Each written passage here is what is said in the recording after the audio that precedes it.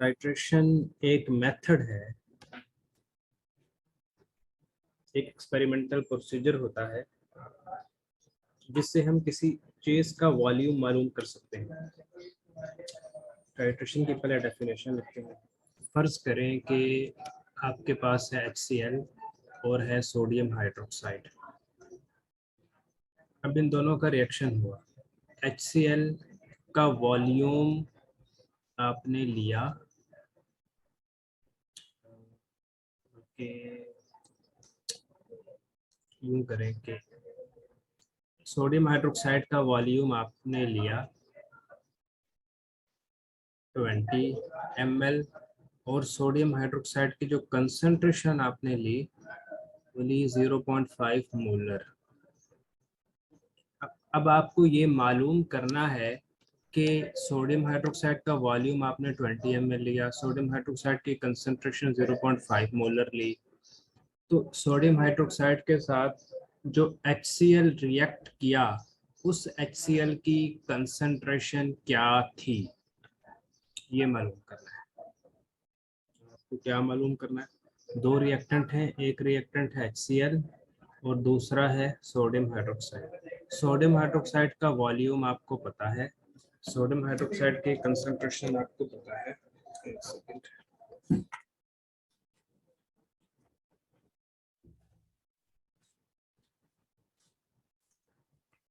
अब आपको मालूम करना है कि HCl की कंसंट्रेशन क्या है, यानी वो वाला HCl जो सोडियम हाइड्रोक्साइड के साथ जिसने रिएक्ट किया उस HCl की कंसंट्रेशन क्या है।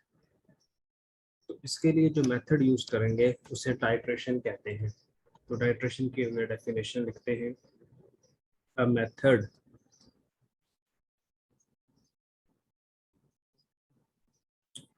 which is used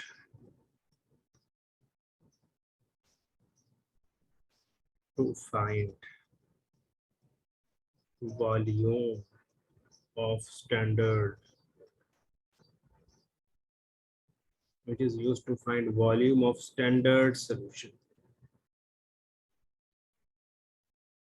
required to react completely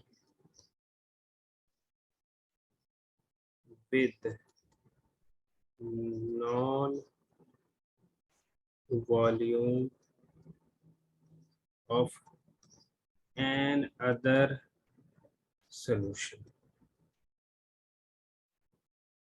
under analysis। इस डेफिनेशन से टाइट्रेशन के कॉन्सेप्ट को समझने की कोशिश करते हैं।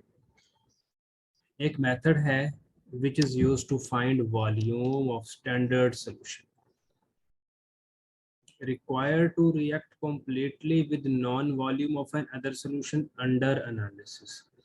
कि ये सोडियम हाइड्रोक्साइड है, ये एक ऐसा सोल्यूशन है जिसका हमें वॉल्यूम पता है, नॉन वॉल्यूम है, नॉन वॉल्यूम। यहाँ पर एक छोटी सी करेक्शन कर ले।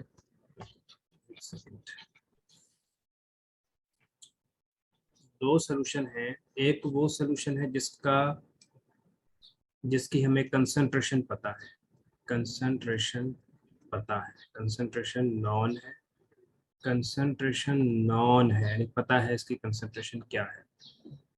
इस सोल्यूशन जिसकी कंसंट्रेशन पता है इसको कहें स्टैंडर्ड सोल्यूशन। ये है स्टैंडर्ड सोल्यूशन, इसकी कंसंट्रेशन पता है। और एक दूसरा सोल्यूशन है जिसका एनालिसिस करना है, जो अंडर एनालिसिस है। अंडर एनालिसिस एक दूसरा सोल्यूशन है जो अंडर एनालिसिस है, इसका हमें वॉल्यूम पता है, वॉल्यूम नॉन है।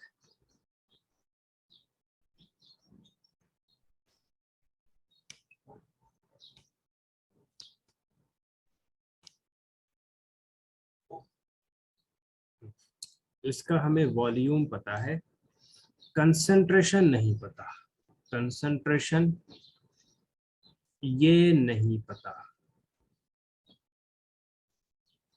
ऊपर जो हमने सोल्यूशन लिया है उसकी कंसंट्रेशन नॉन है, यानी उसकी मिकदार पता है। कंसंट्रेशन का यहाँ पे मतलब ले लें मोलैरिटी, उसकी मोलैरिटी पता है लेकिन उसका वॉल्यूम नहीं पता। Volume unknown, unknown, volume unknown, volume नहीं पता, कंसंट्रेशन नॉन है, मोलैरिटी पता है।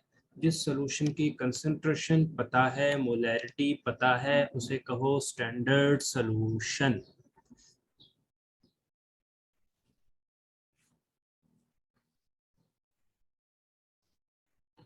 और जिस सॉल्यूशन का वॉल्यूम तो पता है, कंसंट्रेशन नहीं पता, मतलब मोलैरिटी नहीं पता, तो यानी प्रॉब्लम कुछ इस तरह की आ रही है कि किसी चीज, किसी सॉल्यूशन का कुछ पता है, दूसरे सॉल्यूशन का कुछ और पता है। एक सॉल्यूशन है जो जो स्टैंडर्ड सॉल्यूशन है, स्टैंडर्ड सॉल्यूशन का वॉल्यूम नहीं पता, अननोन है, कंसंट्रेशन पता है।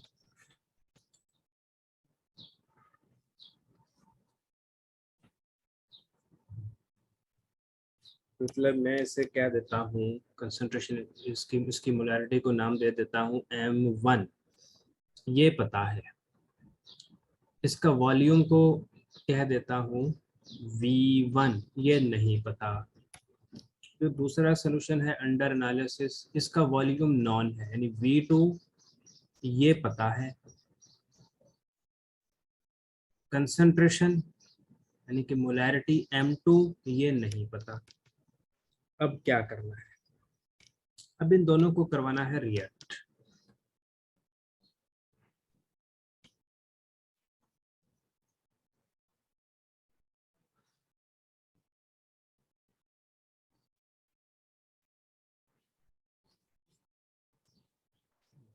अगले पेज पर स्टैंडर्ड सॉल्यूशन, हम स्टैंडर्ड सॉल्यूशन कह देते हैं HCl को। मान लेते हैं कि HCl स्टैंडर्ड सॉल्यूशन है, यानी कोई एसिड है वो स्टैंडर्ड सॉल्यूशन है। इसका मतलब है इसकी मोलैरिटी यानी कि कंसंट्रेशन वो पता है, मोलैरिटी मतलब कंसंट्रेशन वो पता है। इसे M1 कह देते हैं और फर्ज करें कि हमको पता है 0.5 मोलर है या 0.3 मोलर है या कुछ भी कंसंट्रेशन पता है। इसका वॉल्यूम V1 वो नहीं पता। जो दूसरे वाला सोल्यूशन है under analysis, solution under analysis, solution under analysis, वो कोई बेस है, कोई बेस है, कोई अल्कली है। इसकी मोलैरिटी यानी कि इसका कंसंट्रेशन वो नहीं पता, लेकिन ये हमने कितना लिया है, इसका वॉल्यूम पता है। वो फर्ज करें ये हमने इसका वॉल्यूम 20 ml कर देते हैं। अब हमें मालूम क्या करना है, अब हमें स्टैंडर्ड सॉल्यूशन का वॉल्यूम मालूम करना है। अगर हमें स्टैंडर्ड सॉल्यूशन का वॉल्यूम मालूम हो जाए तो उससे हमें क्या फ़ायदा होगा। एक फार्मूला है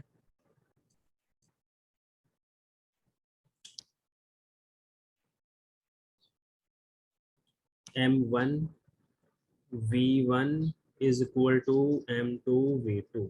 ये जो पूरा फार्मूला है वो यूं है, M1 over V1, M1 V1 over N1 is equal to M2 V2 over N2। N1 N1 N2 ये नंबर ऑफ मोल्स है। अभी हम N1 और N2 ये मोल्स हैं। अगर हम अपनी कैलकुलेशन को समझने के लिए भी आसान बनाने के लिए हम मोल्स ले लेते हैं 1, तो 1 तो फिर लिखते नहीं, तो N1 N2 ये हटा दें, अभी इतना रख लेते हैं M1 V1 is equal to M2 V2। अब हमें दो चीज़ें निकालनी है, एक स्टैंडर्ड सॉल्यूशन का वॉल्यूम। फर्ज करें कि कोई एक्सपेरिमेंट है जिसका नाम है टाइट्रेशन। टाइट्रेशन करने से वॉल्यूम पता लग जाता है। यानी V1 पता लग जाएगा। इसका मतलब है कि M1 तो पहले ही पता है, V1 भी पता लग गया। V1 आपको पता लगा, कैसे पता लगा अभी हम बाद में देखते हैं, लेकिन अभी पता लगा कि वो है 10 ml। तो M1 की जगह आप पुट कर दें 0.5। अभी फर्जी वैल्यूज हैं। V1 आपको एक्सपेरिमेंट करने से पता लगा 10 ml। M2 ये आपको नहीं पता था, V2 20 ml ये पता था। तो क्या इस इक्वेशन से M2 कैलकुलेट कर सकते हैं? कर सकते हैं। अगर आप यूं लिखते हैं M2 into 20 is equal to 0.5 into 10, तो M2 यहाँ पे लिखें 0.5 इंटू 10 ओवर 20। तो इस तरह आप M2 कैलकुलेट कर लेंगे। M2 क्या है? मोलैरिटी, यानी वो सोल्यूशन जो अंडर एनालिसिस है उसकी मोलैरिटी कैलकुलेट करनी है। तो ये थोड़ा उसका एक कॉन्सेप्ट हम समझने की कोशिश कर रहे हैं। अगर हम अब इक्वेशन लिखें HCl प्लस सोडियम हाइड्रोक्साइड से कोई प्रोडक्ट बना है, साल्ट एंड वाटर व्हाटएवर कोई प्रोडक्ट बना है। HCl की मोलैरिटी आपको पता है 0.5 है, आपको बता दी गई है। HCl का वॉल्यूम, HCl का वॉल्यूम नहीं पता, ये नहीं पता। NaOH ये आपको पता है कि मैंने कितना NaOH लिया है, 20 ml। अब इसका निकालना क्या है? अब इस NaOH की वो मोलैरिटी निकालनी है, वो कंसंट्रेशन निकालनी है जो जिसने HCl के साथ रिएक्ट किया। NaOH की वो कंसंट्रेशन निकालनी है जिसने HCl के साथ रिएक्ट किया। फर्ज करें कि आपको 20 ml NaOH दे दिया गया और कहा गया कि ये बताएं कि जो 20 ml NaOH दिया गया है, यानी आपको एक सोल्यूशन बनाया गया NaOH का, NaOH का सोल्यूशन बनाया गया। अब सोल्यूशन बनाने के लिए हमें सल्यूट को सॉल्वेंट के साथ मिक्स करना होता है। सल्यूट प्लस सॉल्वेंट कुछ करें तो सोल्यूशन बनता है। यानी आपने कुछ सोडियम हाइड्रोक्साइड लिया, कुछ उसमें वाटर लिया, तो आपको सोल्यूशन मिल गया, सोडियम हाइड्रोक्साइड सोल्यूशन मिल गया। अब आपको ये नहीं पता कि जो सोल्यूशन है इसकी कंसंट्रेशन क्या है। ये तो पता है कि सोल्यूशन है, ये नहीं पता चल रहा, किसी ने बना कर दिया था आपको, लैब वालों ने बना कर दिया था। आपको ये नहीं पता कि NaOH की जो ये NaOH मौजूद है इसकी कंसंट्रेशन क्या है, यानी इसकी मोलैरिटी क्या है। मतलब कंसंट्रेशन मतलब मोलैरिटी क्या है। मोलैरिटी मतलब, मोलैरिटी होता है मोल्स पर क्यूबिक डेसीमीटर, कि एक क्यूबिक डेसीमीटर में कितने मोल हैं, एक क्यूबिक डेसीमीटर में कितने मोल हैं, ये होता है मोलैरिटी। एक क्यूबिक डेसीमीटर में कितने मोल हैं, ये होता है मोलैरिटी। तो इसकी मोलैरिटी नहीं पता। तो अब आपका मसला ये है, हमारा मसला ये है कि हमें NaOH की मोलैरिटी मालूम करनी है। हमें NaOH का वॉल्यूम पता है 20 ml, हमने खुद बोतल से निकाला। चाहे तो 20 ml निकाल लें, चाहे तो 50 ml निकाल लें, जितना बोतल में मौजूद है उस हिसाब से निकाल लें। वॉल्यूम हमें पता है, लेकिन ये नहीं पता कि इसकी मोलैरिटी कितनी है। तो प्रॉब्लम हमारा ये है कि हम NaOH की मोलैरिटी निकालना चाहते हैं। तो इस प्रॉब्लम का हल क्या है? आपको NaOH दिया गया है और उस NaOH का सोल्यूशन दिया गया है, और ये नहीं पता कि इस सोल्यूशन की कंसंट्रेशन क्या है, मोलैरिटी क्या है। तो आपने सोल्यूशन की कंसंट्रेशन निकालनी है, मोलैरिटी निकालनी है, यह है हमारा प्रॉब्लम। तो कैसे निकालनी है? जो प्रोसेस है निकालने का, उस प्रोसेस का नाम है टाइट्रेशन। टाइट्रेशन क्या प्रोसेस है?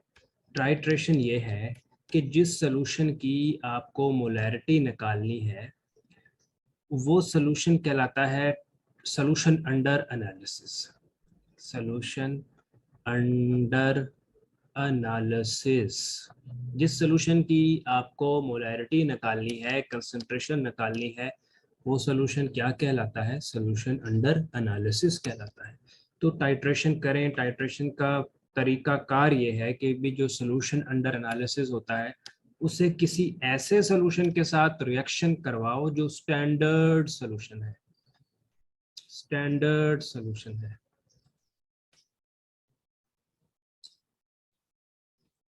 अच्छा, इसी को यहाँ तक थोड़ा सा रोक कर हम एक और बात डिस्कस करते हैं।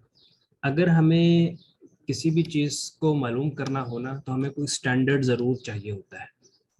अगर हमें किसी भी चीज़ को मालूम करना हो ना, तो हमें कोई स्टैंडर्ड ज़रूर चाहिए होता है। मसलन अगर हम आपसे कहें कि,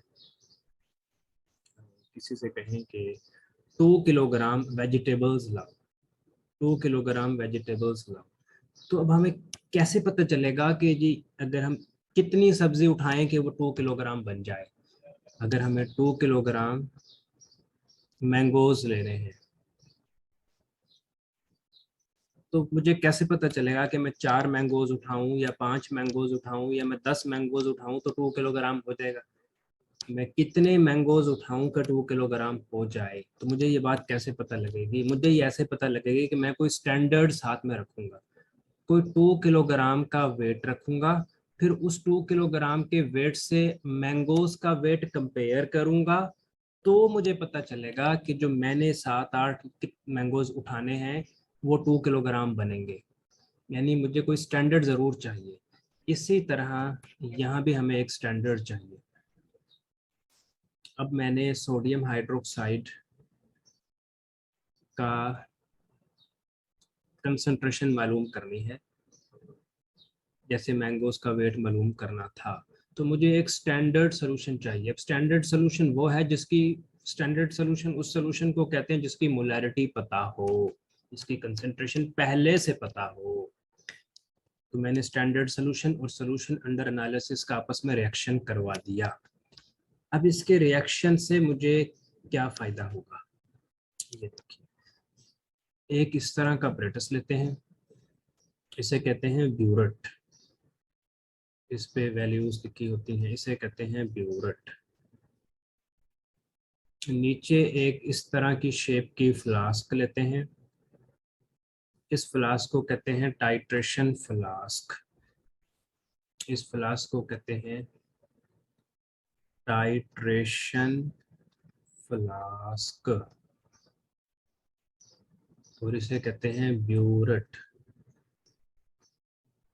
ब्यूरेट में डाल देते हैं एसिड। ब्यूरेट में हम आमतौर पे वो चीज़ डालते हैं, लोग कहते हैं कि एसिड डालते हैं, ज़रूरी नहीं होता कि एसिड डालें। ब्यूरेट में हम स्टैंडर्ड सोल्यूशन डालते हैं, स्टैंडर्ड सोल्यूशन। ब्यूरेट में हम स्टैंडर्ड सोल्यूशन डालते हैं। टाइट्रेशन फ्लास्क में कभी लोग कहेंगे ब्यूरेट में एसिड डालते हैं, कभी लोग कहेंगे ब्यूरेट में बेस डालते हैं, तो एक कन्फ्यूजन रहती है। ब्यूरेट में हम स्टैंडर्ड सोल्यूशन डालते हैं। अगर हमारा स्टैंडर्ड सोल्यूशन एसिड है तो एसिड डालेंगे, अगर हमारा स्टैंडर्ड सोल्यूशन बेस है तो बेस डाल देंगे। अभी एसिड है तो एसिड डाल दिया। टाइट्रेशन फ्लास्क में सोल्यूशन अंडर एनालिसिस वो डालना है, मतलब जिसका वॉल्यूम पता है। वॉल्यूम को अगर मैं V2 कह दूं, वो पता है 20 ml। यहाँ पर मैंने बेस डाल दी, 20 ml सोडियम हाइड्रोक्साइड डाल दिया। अब ऊपर मैंने एसिड डाल दिया, कितना डाल दिया? जितना मर्जी डाल दें, ब्यूरेट को भर दें। ऊपर जो स्टैंडर्ड सोल्यूशन है इसकी मोलैरिटी पता है, इसकी मोलैरिटी है 0.5 m मोलर। इसका वॉल्यूम कितना है वो नहीं पता। तो अब मैं कितना ब्यूरेट में डालूं, कितना ब्यूरेट में डालूंगा? ब्यूरेट को भर दे, या जितना भी आप डालना चाहें, मर्जी होती है। आधा आधा आधी ब्यूरेट डाल दें। आमतौर पे हम ब्यूरेट 50 ml की होती है, तो हम 50 ml की ब्यूरेट को भर देते हैं। ये इसका वॉल्यूम नहीं पता, मतलब देखिए मैं ये कह रहा हूँ कि वॉल्यूम नहीं पता, इसका मतलब ये है कि मुझे वो वॉल्यूम नहीं पता जिसने सोडियम हाइड्रोक्साइड के साथ रिएक्शन करना है। यानी HCl है, NaOH है, इनसे कोई प्रोडक्ट साल्ट और water what ever the product बनता है। मुझे HCl का मोलैरिटी पता है, HCl का जो वॉल्यूम है वो वाला वॉल्यूम नहीं पता, उस वॉल्यूम का नहीं पता जो H सोडियम हाइड्रोक्साइड के साथ जिसने रिएक्शन किया। अगर मैं HCl का वॉल्यूम ले लेता हूँ 50 ml, तो मुझे ये नहीं पता कि भी 50 ml में से कितने ml HCl सोडियम हाइड्रोक्साइड के साथ रिएक्ट करेगा। अगर मैं HCl 50 ml लेता हूँ तो मुझे ये नहीं पता कि 50 ml HCl में से कितने ml HCl सोडियम हाइड्रोक्साइड के साथ रिएक्ट करेगा। मुझे ये, मैं जब ये कह रहा हूँ कि मुझे HCl का वॉल्यूम नहीं पता, मुझे स्टैंडर्ड सॉल्यूशन का वॉल्यूम नहीं पता, इसका मतलब ये है मुझे ये नहीं पता कि जितनी अमाउंट में मैंने HCl लिया है, जितने ml मैंने HCl लिया है, मैंने अगर 50 ml HCl लिया है तो उस 50 ml में से कितने ml HCl सोडियम हाइड्रोक्साइड के साथ रिएक्ट करेगा। HCl का मैं यहाँ से, ये एक्सपेरिमेंट शायद कभी आपने लैब में किया हो, टाइट्रेशन, कभी लैब में टाइट्रेशन की करने का मौका मिला है? No sir. ठीक। तो ड्रॉप बाय ड्रॉप HCl में ऊपर से यहाँ पे कराता हूँ, ड्रॉप बाय ड्रॉप, कतरा कतरा करके HCl ऊपर से नीचे आता है। तो जैसे ही HCl ऊपर से नीचे आता है तो HCl और सोडियम हाइड्रोक्साइड का रिएक्शन होने शुरू हो जाता है। फिर यहाँ पर मैं एक इंडिकेटर भी डालता हूँ। इंडिकेटर होता है, इंडिकेटर एक ऐसा केमिकल होता है जो मुझे ये बताता है कि रिएक्शन हो गया है। एसिड बेस रिएक्शन जब हो जाता है तो रिएक्शन खुद बोल के नहीं बताता कि मैं हो गया हूँ, मैं हो गया हूँ, नहीं। एसिड और बेस का जब रिएक्शन होता है तो खुद बोल के नहीं बताता कि हो गया हूँ, तो हमें वहां पर एक इंडिकेटर डालना पड़ता है। इंडिकेटर का काम ये होता है कि जब एसिड और बेस का रिएक्शन हो जाता है तो इंडिकेटर वहां पर कलर चेंज कर देता है। उस कलर चेंज के होने से हमें पता लगता है कि और एसिड नहीं डालना, रिएक्शन हो गया। ऊपर से कतरा कतरा एसिड नीचे आ रहा है, नीचे बेस है, इनमें रिएक्शन स्टार्ट हो गया है। अब रिएक्शन कब कंप्लीट होगा ये कौन बताएगा? इंडिकेटर बताएगा। कैसे बताएगा? अचानक से कलर बदल जाएगा। जैसे ही कलर बदलेगा हम मजीद एसिड ऊपर से गिराना बंद कर देंगे, एसिड ऊपर से ड्रॉप बाय ड्रॉप गिरना बंद हो जाएगा। एसिड ड्रॉप बाय ड्रॉप हो रहा है, अचानक पूरे सोल्यूशन जो पहले पानी के रंग का था, यानी बेरंग था, कलरलेस था, कलर, एसिड और बेस दोनों कलरलेस होते हैं, तो अचानक वो सोल्यूशन हो गया पर्पल कलर का, हो गया। अभी हम, मेरे पास पर्पल कलर हुआ, वो सोल्यूशन अचानक से पर्पल कलर हो गया। जैसे ही सोल्यूशन से पर्पल कलर हुआ, ये इंडिकेशन है कि एसिड बेस का रिएक्शन कंप्लीट हो गया। मैं फौरन से यहाँ स्टॉप कर दूंगा, अब मजीद एसिड नहीं आएगा, मजीद एसिड नहीं आएगा। कुछ एसिड तो आ चुका, अब वो जो कुछ एसिड आ गया तो इसका मतलब है यहाँ पर कुछ एसिड कम हुआ, तो मैं यहाँ से ब्यूरेट्स में वॉल्यूम नोट करूंगा कि कितना एसिड चला गया। पहले अगर मैंने ब्यूरेट को 50 ml तक भरा था और अब ब्यूरेट रह गई है 40 ml, तो 10 ml कहाँ चला गया? वो 10 ml यहाँ चला गया, मतलब 10 ml रिएक्ट कर गया। तो मुझे ये पता लगा कि HCl का 50 ml वॉल्यूम मैंने लिया था, बकिया रिमेनिंग ब्यूरेट में 40 ml रह गया, तो कितने ml चला गया? 10 ml चला गया। तो मुझे पता चल गया कि जी HCl का मैंने 50 ml जो वॉल्यूम लिया था, तो अब ब्यूरेट में 40 ml रह गया है, तो वो 10 ml कहाँ चला गया? वो 10 ml ड्रॉप बाय ड्रॉप की सूरत में नीचे टाइट्रेशन फ्लास्क में चला गया और उसने रिएक्शन कर लिया। तो मैंने V1 10 ml लिख दिया। नीचे जो बेस थी उसकी वॉल्यूम मुझे पहले से ही पता था, मैंने खुद 20 ml यहाँ पे डाला था, लेकिन उसकी मोलैरिटी नहीं पता थी। अब फार्मूला ये है, M1 V1 मैं इधर कर देता हूँ is equal to M2 V2, ऐसे कर देता हूँ, एक ही बात है। तो M2 जो टाइट्रेशन फ्लास्क में सोल्यूशन अंडर N1 और N2 हमेशा 1 पुट करते हैं। नहीं, हमेशा 1 नहीं पुट करते, कभी कभी उसकी कोई वैल्यूज होती है वो। अभी सर हम चूंकि इसका कॉन्सेप्ट बनाने की कोशिश कर रहे तो अभी हमने उसको 1 कर लिया। एसिड बेस इस रिएक्शन में वो 1 है, हमेशा 1 नहीं होता। तो हम देखते हैं कि कभी 2 भी होता है, 1 भी होता है, आमतौर पे 1 होता है, लेकिन हमेशा 1 नहीं होता, 2 भी होता है, वो भी हम देखते हैं। तो M2 ये नहीं पता, तो M2 की जगह मैंने M2 लिख दिया। M2 क्या था जी, M2 में NaOH कर देता हूँ। V2 ये क्या था, ये भी NaOH कर देता हूँ। M1 क्या था, ये HCl का मोलैरिटी। V1 क्या था, ये HCl का वॉल्यूम। अभी HCl का वॉल्यूम निकालने के लिए ये सारा एक्सपेरिमेंट किया, यानी HCl का वो वॉल्यूम जो बेस के साथ रिएक्ट कर गया, उस वॉल्यूम को निकालने के लिए एक्सपेरिमेंट किया। तो M2 NaOH ये नहीं पता, M1 HCl ये पता है, V1 HCl ये अभी पता चला, और V2 NaOH ये भी शुरू में पता था। तो ये इक्वेशन बन गई। अब M1 HCl की जगह पर मैं यहाँ से 0.5 लिख दूंगा, V1 HCl की जगह पे यहाँ से 10 ml लिख दूंगा, V2 NaOH की जगह पे यहाँ से 20 ml लिख दूंगा। तो सारी कैलकुलेशन जब करेंगे तो मुझे ये M2 NaOH पता लग जाएगा। तो ये टाइट्रेशन का एक कॉन्सेप्ट है।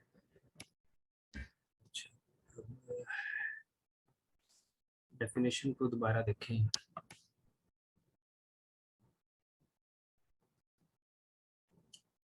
A method which is used to find volume of standard solution, यानी मुझे स्टैंडर्ड सोल्यूशन का वॉल्यूम पता करना है। कौन सा volume required to react completely with non-volume of an other solution under analysis। मुझे स्टैंडर्ड सॉल्यूशन का वो वॉल्यूम पता करना है जो कि चाहिए, जिस to react completely with non-volume of an other solution। जैसा कि HCl स्टैंडर्ड सॉल्यूशन था, इसका मैंने 50 ml लिया था। अब मुझे ये पता करना है कि 50 ml में से कितना रिक्वायर्ड है वॉल्यूम कंप्लीटली रिएक्ट करने के लिए NaOH के साथ।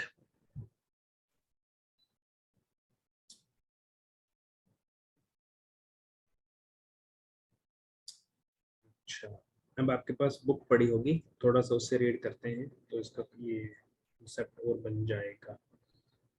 अब यहाँ पर पूरा फार्मूला होता है M1V1 is equal to M2V2 over N1 over N2। N1 N2 ये नंबर ऑफ मोल्स है। ये कहाँ से पता लगते हैं, ये बैलेंस्ड केमिकल इक्वेशन से पता लगते हैं। तो ये बुक, अभी बुक का 179 पेज बन रहा है मेरे पास, तो इस पे देखें डेफिनेशन से नीचे से। Acid based titrations are conducted using burette and volumetric pipettes. Generally acid solution is placed in the burette, but not always, generally acid solution is placed in the burette। अब देखें, a fixed volume of a base is placed into conical flask। देखें जो conical flask titration flask को कहते हैं। इस flask को conical flask भी कहते हैं। कोनिकल फ्लास्क में जो बेस लेनी है ना, उसका फिक्स्ड वॉल्यूम लेना है, मतलब उसका वॉल्यूम हमें पता हो। ये 20 ml है ना, फिक्स है। A fixed volume या non volume of a base is placed in a conical flask along with a few drops of an appropriate acid base indicator। कोई इंडिकेटर डालना है जो ये बताए कि रिएक्शन कंप्लीट हुआ है। Acid from the burette is added to the base until indicator changes color। Burette से एसिड ड्रॉप बाय ड्रॉप डालते रहें यहाँ तक के अचानक कलर बदल जाए। जैसे कलर बदले मजीद एसिड डालना फौरन से रोक दें। The change of color indicates the end point of titration, मतलब रिएक्शन कंप्लीट हो गया। In the neutralization of a strong acid with a strong base, phenolphthalein is used as an indicator। यहाँ पर इंडिकेटर का नाम है phenolphthalein, पिंक कलर देता है। it impart, it gives pink color to the base solution. तो यहाँ पर एक चीज ये याद रखनी है, ठीक, it gives pink color to the base solution. At the end point, solution just become colorless.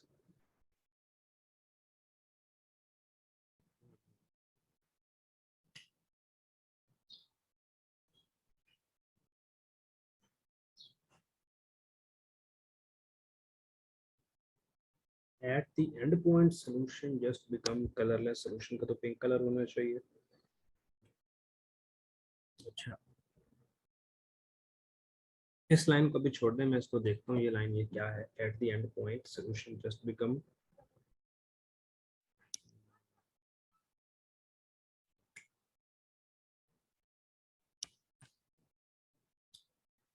it imparts pink color to the base solution.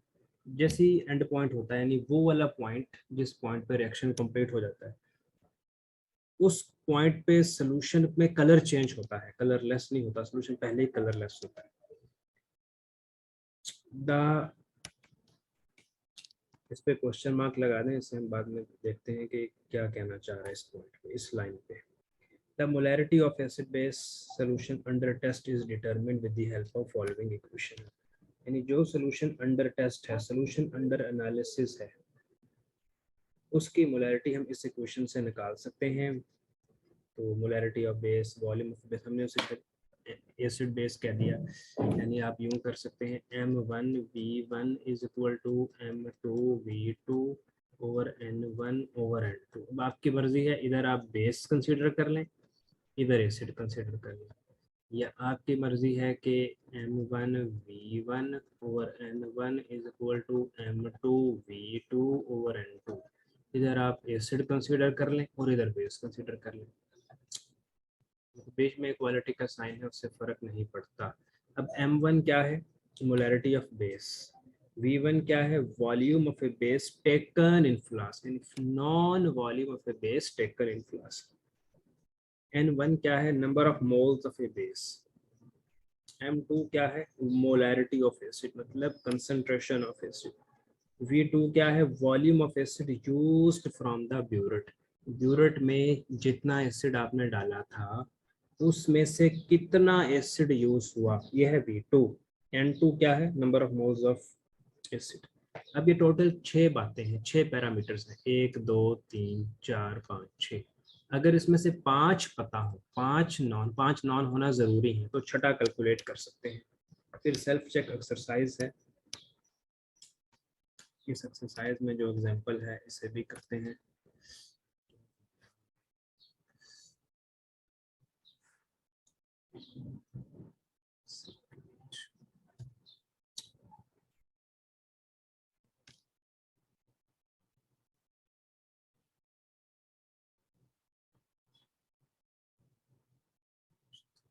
ये व्हाइट बोर्ड आपके सामने शो हो रहा है अभी? Yes sir.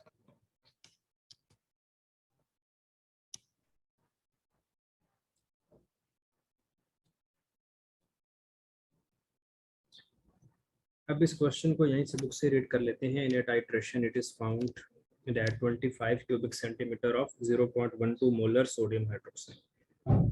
ये सोडियम हाइड्रोक्साइड है, बल्कि सोडियम हाइड्रोक्साइड को ब्लू कलर से बनाते हैं. एसिड के लिए आमतौर पर रेड कलर, एसिड का रेड कलर होता नहीं, लेकिन आमतौर पर ये है sodium hydroxide.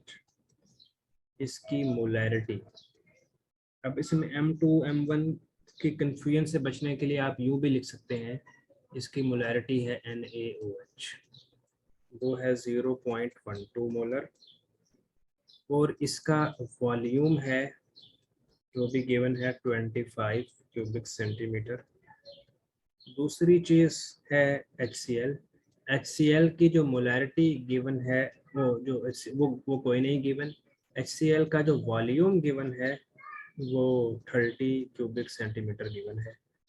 Calculate concentration and strength of HCl used. दो चीजें कैलकुलेट करनी है. एक है मोलैरिटी ऑफ HCl और एक है स्ट्रेंथ ऑफ HCl। ये दो चीज़ें कैलकुलेट करनी है। पहले मोलैरिटी कैलकुलेट करेंगे। तो आप यूं करेंगे, अब आपके ख्याल में ब्यूरेट में कौन सी चीज़ लेनी चाहिए? नहीं, इन्होंने ब्यूरेट एसिड की इन्होंने और से आसान कर दिया, ब्यूरेट एसिड की बात ही नहीं की। ब्यूरेट एसिड तब हमें यूज़ करना पड़ता है जब वॉल्यूम भी ना गिवन हो। यहाँ पर ये देखें कि ये वॉल्यूम अगर गिवन ना होता तो इस वॉल्यूम को फाइंड आउट करने के लिए हमें ब्यूरेट की हेल्प लेनी पड़ती। अब हम सिर्फ बैलेंस केमिकल इक्वेशन लिखेंगे। HCl सोडियम हाइड्रोक्साइड के साथ रिएक्शन किया, NaCl बना। अब इस बैलेंस केमिकल इक्वेशन को लिखना बहुत ज़रूरी है क्योंकि इसमें से हमें नंबर ऑफ मोल्स का पता चलता है। तो यहाँ मुझे पता चल गया कि NCl number of moles NCl 1 है और सोडियम हाइड्रोक्साइड के नंबर ऑफ मोल ये भी 1 है। तो नंबर ऑफ मोल का मसला तो हो गया हल, 1-1 हो गए। फार्मूला है, तो यहाँ पर HCl, यहाँ पर सोडियम हाइड्रोक्साइड है, तो HCl में MHCl कर दें। यानी अगर 1-2 कंफ्यूज कर रहा है तो ऐसे कर दें, VHCl ओवर NHCl। इधर M sodium molarity of sodium hydroxide into volume of sodium hydroxide over number of moles of sodium hydroxide। तो मेरे ख्याल में कैलकुलेशन आसान है या नहीं है?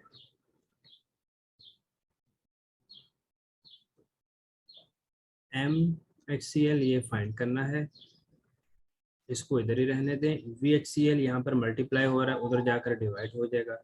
NHCl यहाँ पे मल्टीप्लाई हो रहा है, उधर जाकर यहाँ पर डिवाइड हो रहा है, उधर जाकर मल्टीप्लाई हो जाएगा। यानी नया फार्मूला बनेगा रीअरेंजमेंट के बाद,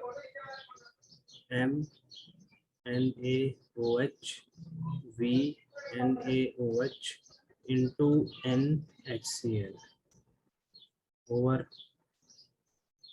VHCl into NaOH MHCl। तो MnAOH ये गिवन है 0.12, वॉल्यूम 25 गिवन है, नंबर ऑफ मोल 1 है, तो वॉल्यूम HCl 30 है, नंबर ऑफ मोल 1 है। तो इस सारी कैलकुलेशन को कैलकुलेटर से करने के बाद आंसर आता है, करके देखें क्या आता है।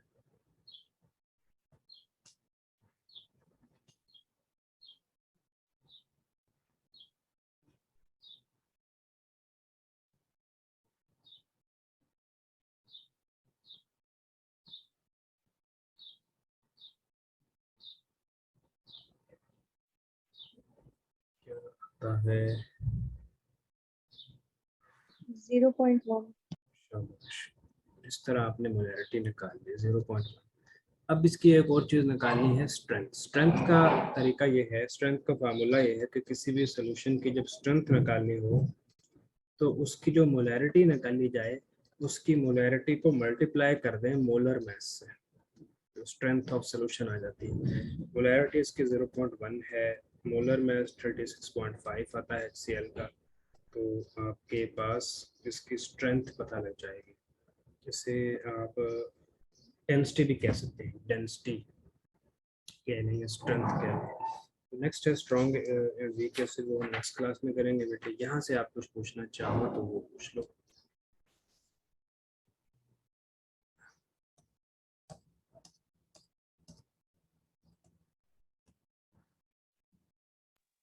सर जब दोनों वॉल्यूम पता हो तो टाइट्रेशन का मेथड नहीं होता ना यूज? टाइट्रेशन का मेथड यूज होता है तो दोनों वॉल्यूम पता चलते हैं, तो उन्होंने यहाँ पर आसान बनाने के लिए हमने एक वॉल्यूम पहले से बता दिया। तो टाइट्रेशन का मेथड होता है तो हमें दोनों वॉल्यूम पता चलते हैं। उन्होंने जो दूसरा वॉल्यूम पता ही तब चलता है। टाइट्रेशन के मेथड का एक मकसद यही है कि हमें वो वॉल्यूम पता चले। जैसे it is defined as method to find the volume, यानी वॉल्यूम अगर पता है तो टाइट्रेशन यूज नहीं होगी, ऐसे नहीं। वो वॉल्यूम पता ही इसलिए है कि टाइट्रेशन यूज हुई थी। Okay sir. ओके, अल्लाह हाफिज़।